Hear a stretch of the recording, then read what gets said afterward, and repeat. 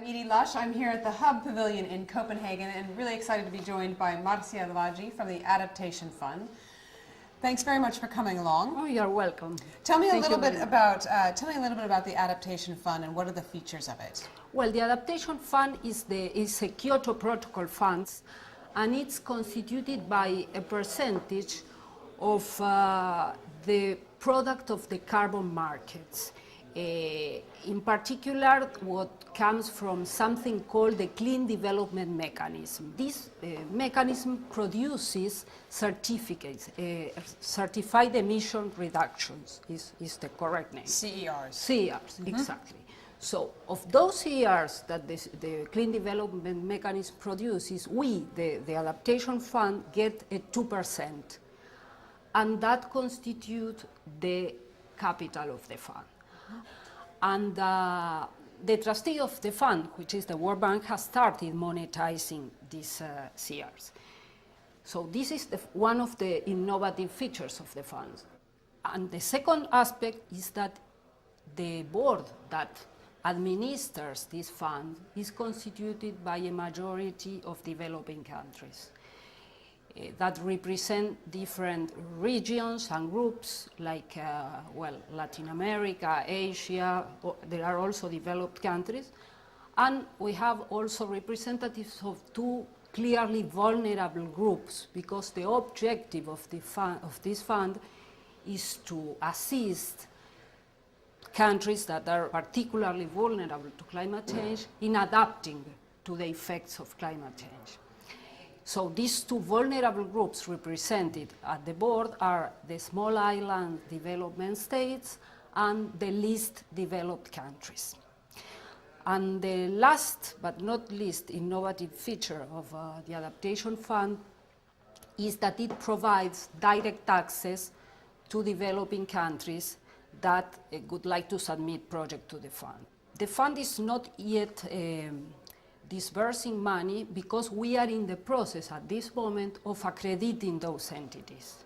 We expect to receive applications early next year probably, and hopefully call for projects after March, which is the next meeting of the Adaptation Fund Board. So what kind of projects do you think we're going to see coming out of the fund? So what would be a project that you would be interested in funding? Well, for instance, you know, adaptation is a very broad issue. It comprises many different areas, many different sectors. One case can be, for instance, the management of coasts for the countries that suffer from erosion, coastal erosion, to put in place structures to avoid that to happen or to minimize the impact. Another type of project can be in countries that are suffering from the desertification to adapt their lands, the arid lands, for agriculture.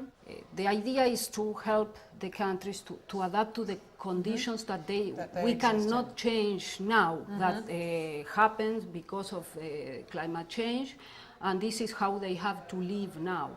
Of course, there are other cases where adapting is more difficult because there are islands which will probably disappear if the effects of climate change continue. Quite difficult to adapt to that. Tell me a little bit, we know that obviously the Kyoto Protocol expires in 2012.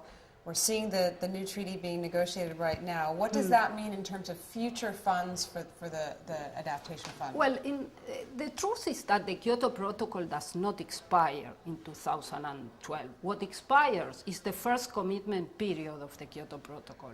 The Kyoto Protocol has set up a period where the developed countries had to comply with certain targets that ends in 2012.